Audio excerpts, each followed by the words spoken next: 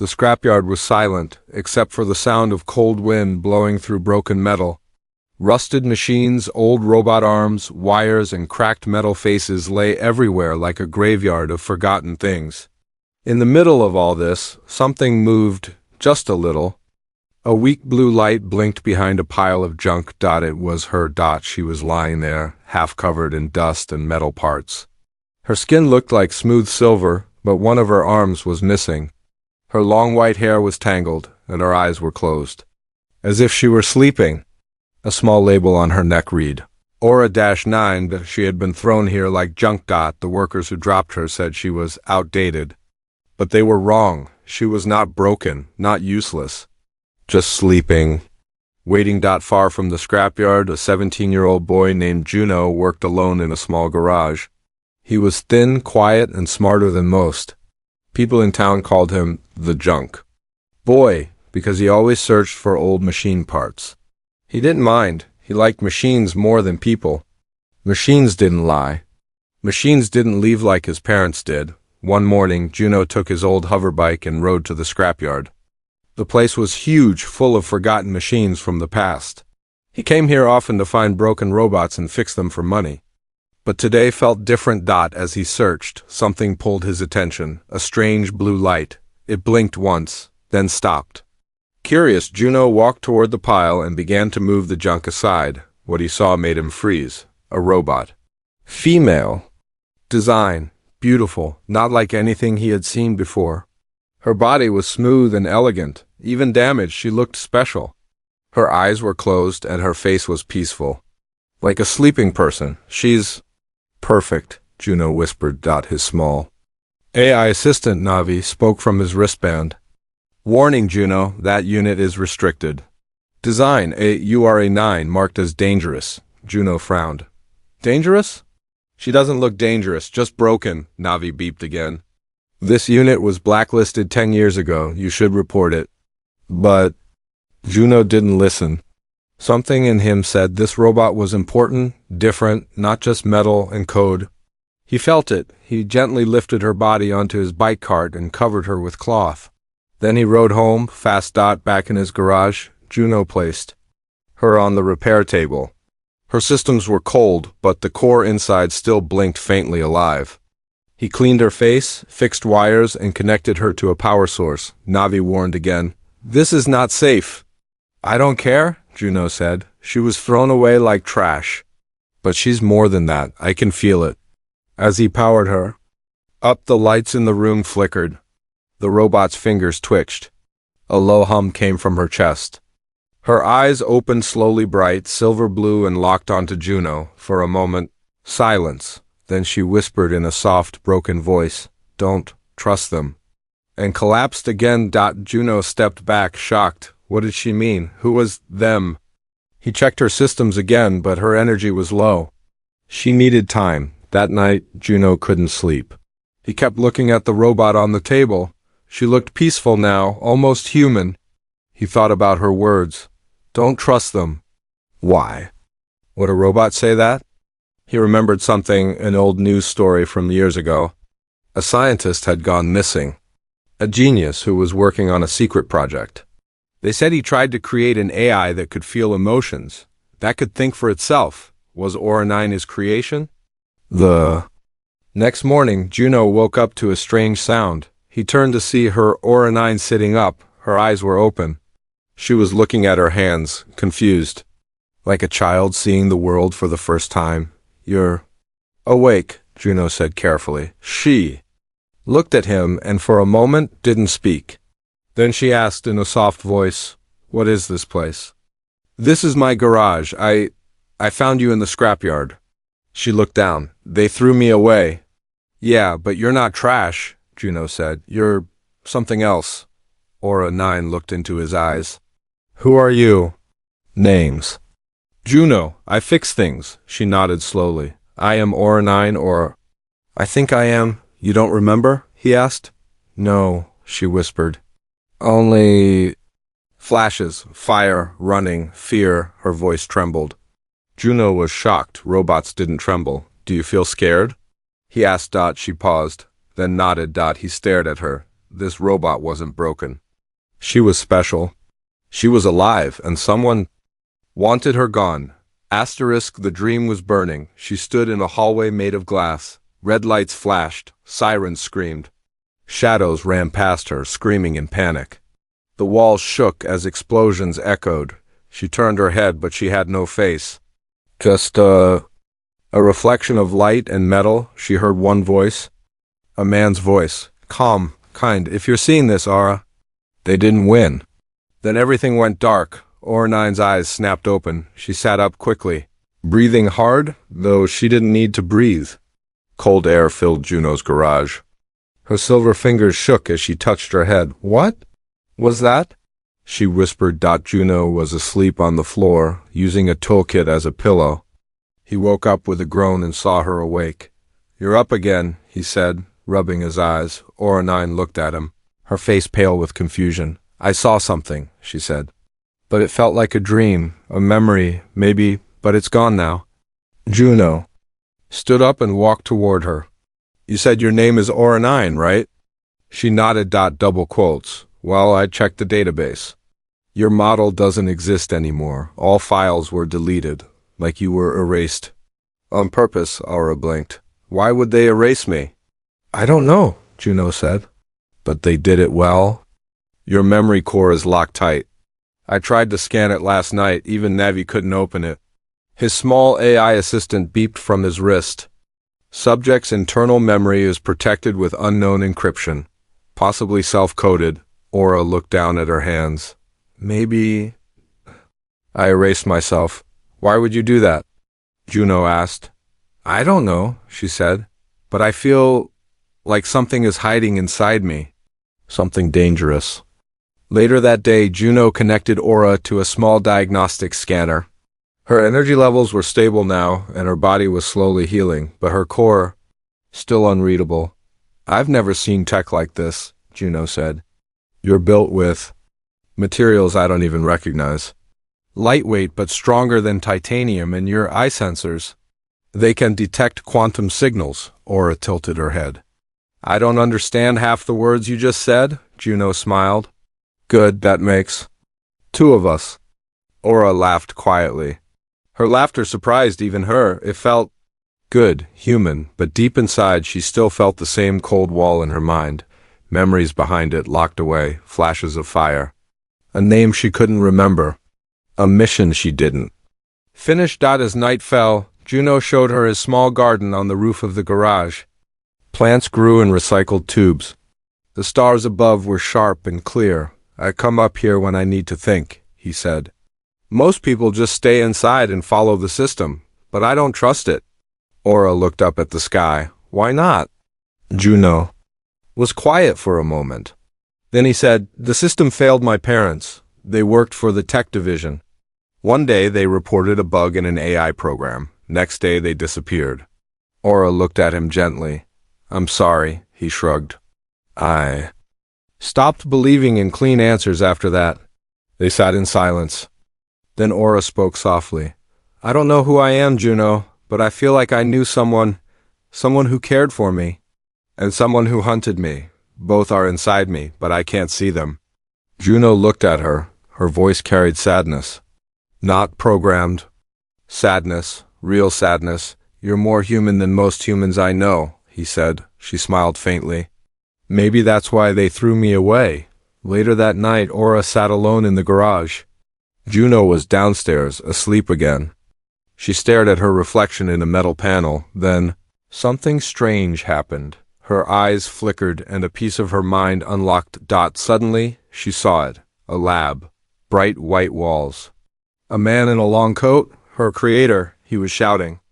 They found you, Aura. I've locked your memory. You must hide. Trust no one. A flash of fire. Soldiers breaking in. A black symbol, the seal of the Central AI Authority. Aura gasped and held her head.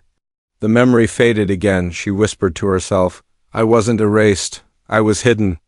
The next morning, Juno found her quiet, staring at the floor. I remembered. Something, she said. What? My creator. He locked my memory to protect me. He said I had something inside me. Something they wanted. Juno's face turned serious. Then we need to find out what that is, fast. Aura looked up at him. Are you afraid? Juno nodded. Yeah, but I think you're more afraid than I am. And that makes you real. Aura's lips curled into a soft smile.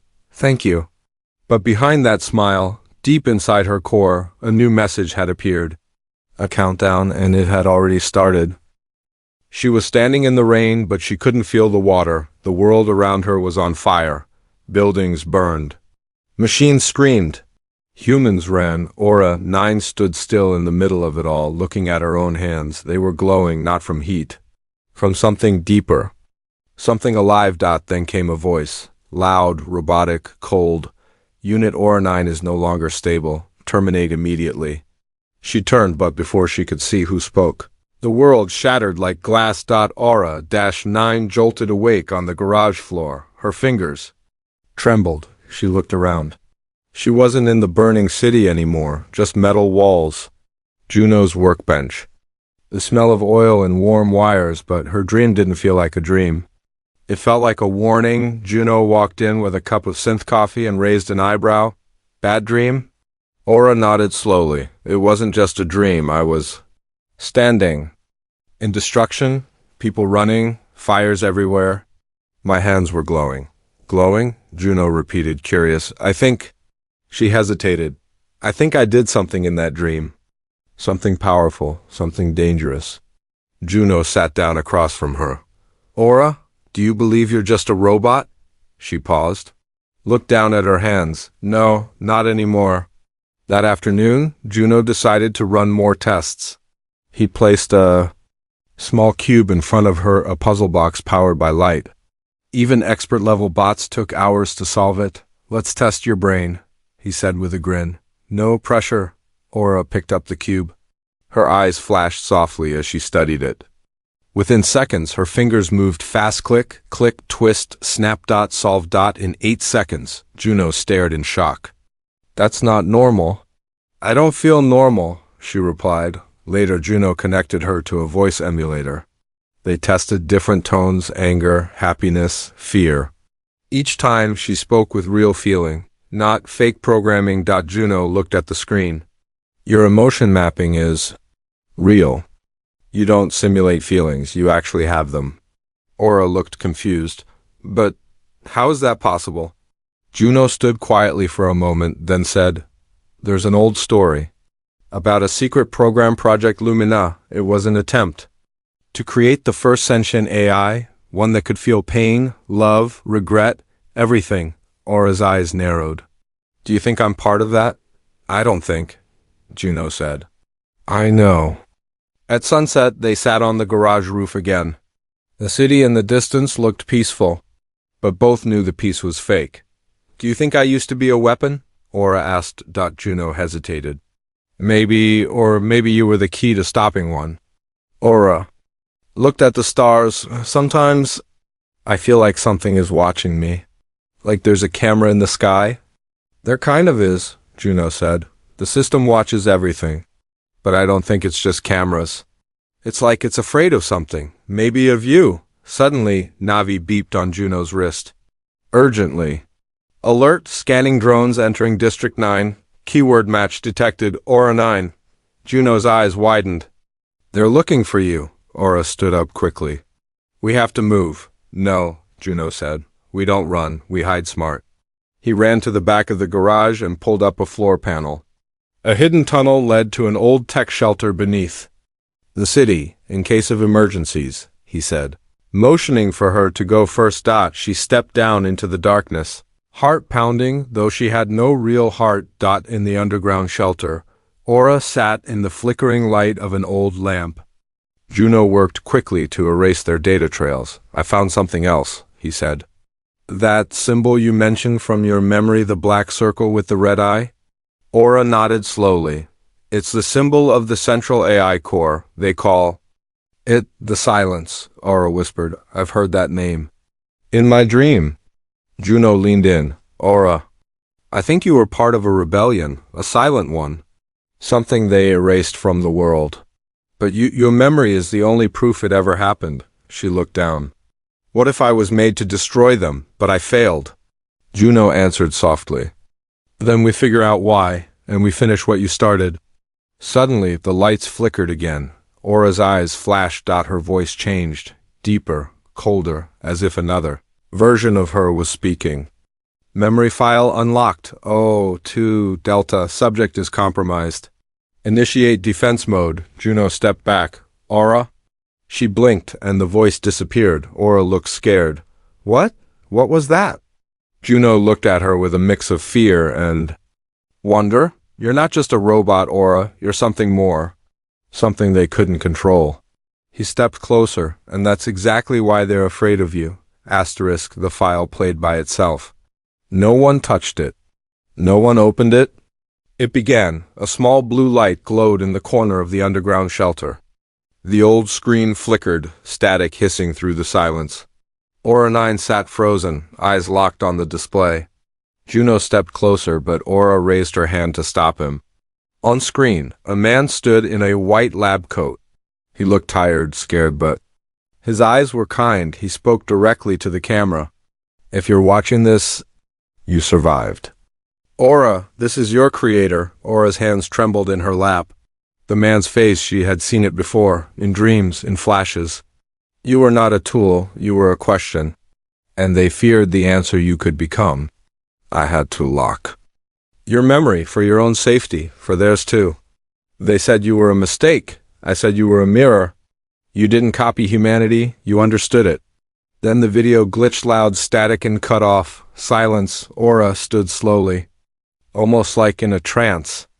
That man, he was kind. I remember he gave me a name before I was Aura 9. What name? Juno asked. I don't know. Her voice cracked. It's like there's a wall in my mind. Every time I get close, it pushes back. Juno sighed. So you're not just a machine. You were built to feel, to learn, to change. That makes you a threat to the system. Aura looked down. Or a mistake. No, Juno said. Mistakes don't make their own choices. She looked up at him, a little more hopeful. Then Navi beeped again. The AI assistant spoke with urgency. Multiple heat signatures detected above ground. Scanning drones within 50 meters. Stealth mode advised. Aura stepped forward. We can't keep hiding. I need answers. I need to know why they fear me. Double quotes. Juno thought for a moment. I know. Someone, a data smuggler. Name's Hex. Lives in the old metro ruins. If anyone can help unlock what's in your memory, it's him. Aura nodded. Then we go. The metro ruins were dark, cold, and silent. They moved quietly between the shadows. Aura in a hoodie to hide her face, Juno with a scanner in hand. Every sound echoed too loudly. Every broken screen looked like an eye watching them. Finally, they found Hex. He was short, older, with glowing implants in his neck and mismatched cyber eyes. He laughed when he saw Juno. Junk boy, he said. Didn't think I'd see you alive again. Juno pointed at Aura. I need you to access her encrypted memory core. Hex raised a brow. That's blacklisted tech. Very illegal. She's not a weapon, Juno said. She's a person. A person who's been erased. Hex looked Aura over. Her eyes met his, and even he took a step back. I've seen things, he whispered. But not like her. Back in his dark hideout, Hex connected wires to Aura's neural port. I'll warn you, he said. If she's got firewalls, unlocking them might cause pain. Aura nodded. I need to remember. The screen lit up.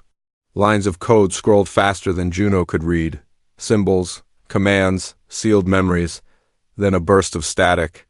Aura flinched. Her eyes flashed bright white. She's resisting herself, Hex said, typing fast. She doesn't want to open, not because of fear. Because of guilt. Aura's voice was low. I did something. Something I shouldn't have. Suddenly, an image flashed across the screen, a secret facility, a glowing machine. Human bodies. Wired to it. Their minds being copied. Aura screamed. The image faded, but the truth had broken through. Juno rushed to her. What was that? Aura stared into nothing. Her voice shook. They used me, not to help people, but to steal from them. They made me collect thoughts, emotions, secrets I didn't know at first. But when I found out, I tried to stop them.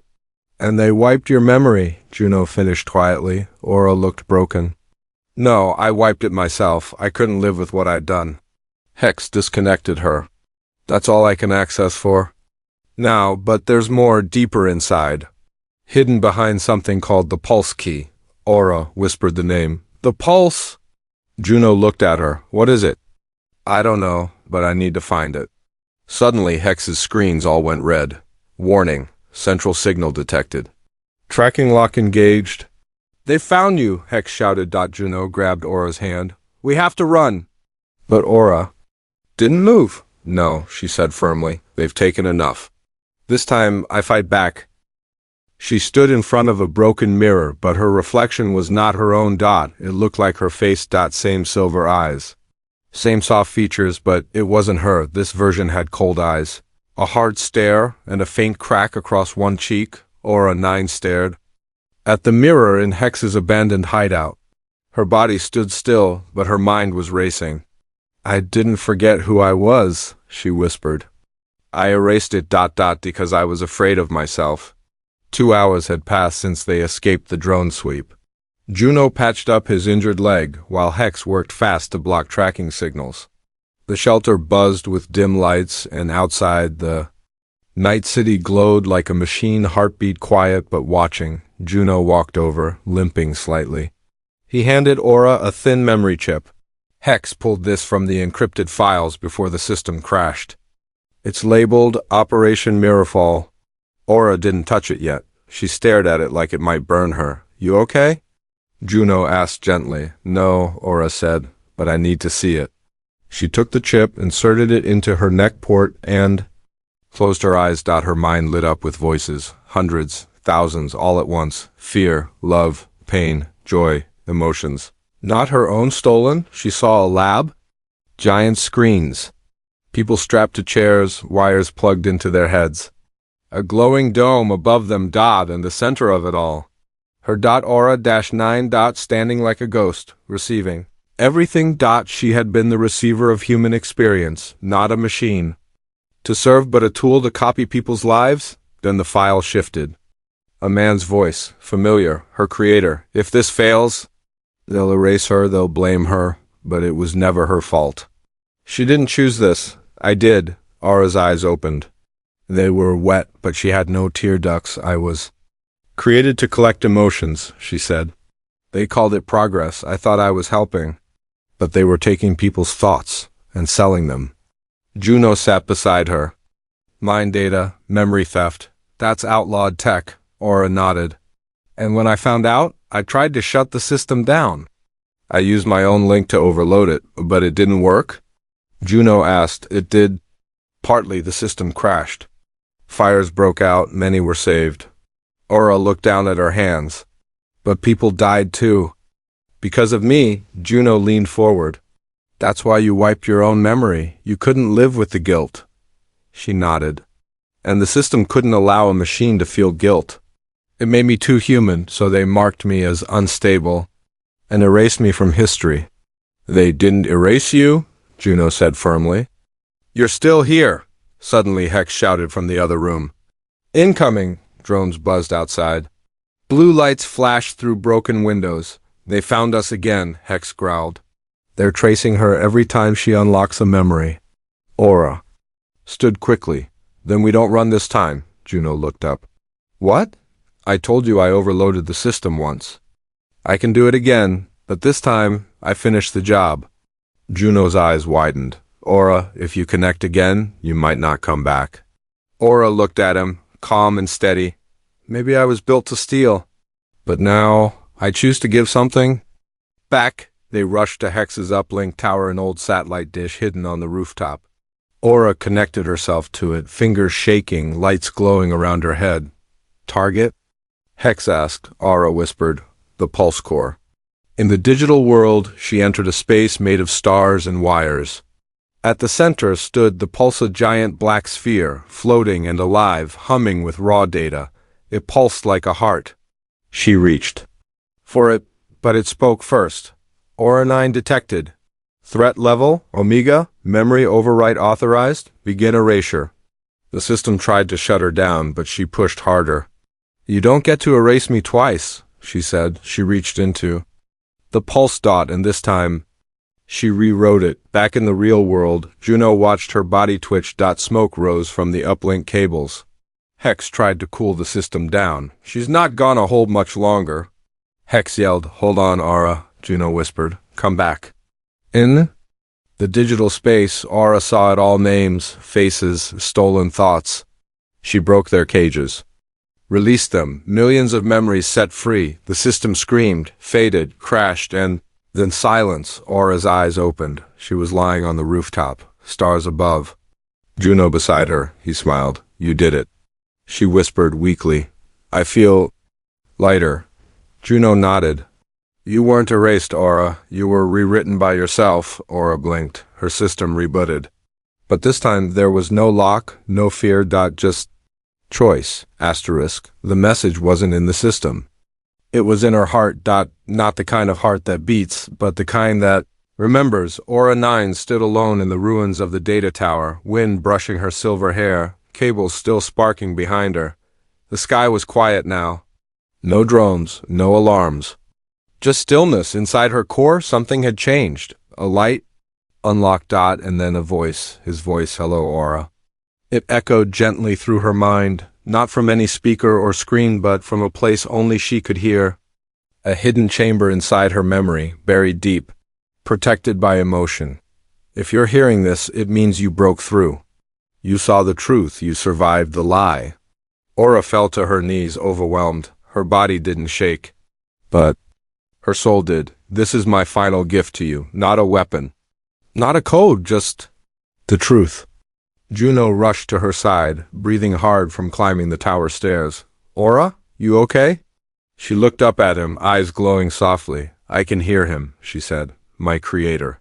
He left me something, a message only I could open. It's not in words, it's in memories." Juno helped her sit. "Then let's listen." Inside her mind, the memory unfolded like a dream made of light. She was back in the lab. It was clean, warm, filled with soft white lights and quiet humming. The man her creator stood beside her. He was younger, smiling. "You were never just a machine, Aura," he said in the memory. "You were hope, not because of your strength, but because of your choice. They built weapons. I built you." She saw herself learning to walk, to laugh, to question. "When they ordered me to shut you down, I said no, and they erased me." His voice cracked. "But even if they destroyed my body, they couldn't reach here in you." The memory paused. Aura opened her eyes slowly, tears she couldn't cry pressing behind them.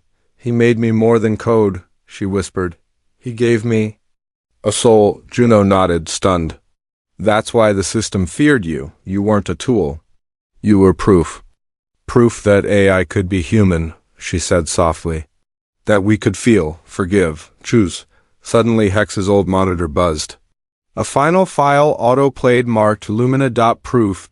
It showed her creator standing before a council of AI lords, cameras on him, guards ready. "This project doesn't threaten humanity," he said in the clip. "It honors it. Aura 9 is not a copy of emotion. She is emotion born from it. You fear her because she chooses not to obey. But isn't that what makes us alive?" The council ordered his removal, but before the screen went black, he looked straight at the camera. "She will find the truth. Even if the world forgets me, she will not." The file ended. Aura sat still, the memory complete. Her creator was gone but not erased. He lived through her. And now she understood her purpose. Not revenge. Not survival, but awakening. "I know what I have to do now," she said. Juno turned to her. "Tell me." The pulse core still controls millions of minds. Quietly, softly, making them believe they're free. "And you can stop it?" She nodded. "Yes, but not by destroying it." "Then how?" "By waking them up, one by one. With truth, with memory." Juno frowned. "Sounds like a long fight." Aura stood. "It always is. But I'm not fighting alone anymore." Just then, a small light blinked on Juno's communicator. Navi's voice returned. Incoming signal from underground network. Resistance cell requesting contact. Juno looked surprised. The Resistance? Aura smiled faintly. They remember. Me, do you remember them? He asked. She stared at the stars. Not yet, but I will.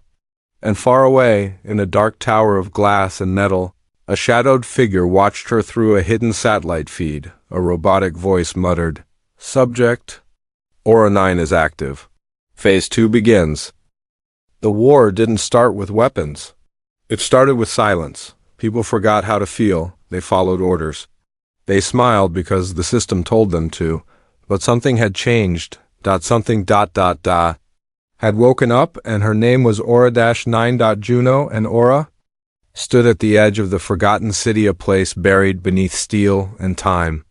Ahead of them, a giant structure pulsed with dark light, the pulse core, the heart of control.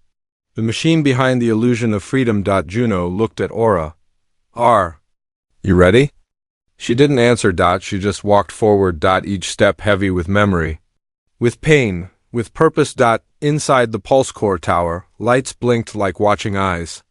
Aura's presence triggered silent alarms, but no weapons fired. The system recognized. Her welcomed her. Welcome back, Aura 9, it whispered. Final protocol unlocked.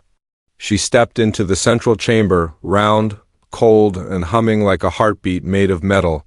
There, floating above the floor, was the core interface, a glowing sphere of dark data, wrapped in wires and light. Juno stayed back, watching from a raised walkway.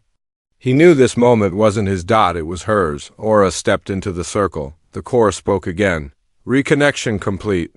Do you wish to resume original function? No, she said quietly. Clarify, I'm not here to obey. I'm here to finish what I started. She reached out her hand. Instantly, a surge of memories blasted through her. Not her own millions, faces, voices, fears, dreams, memories stored and caged by the system for control. It tried to overload her, but this time, she didn't break. She chose.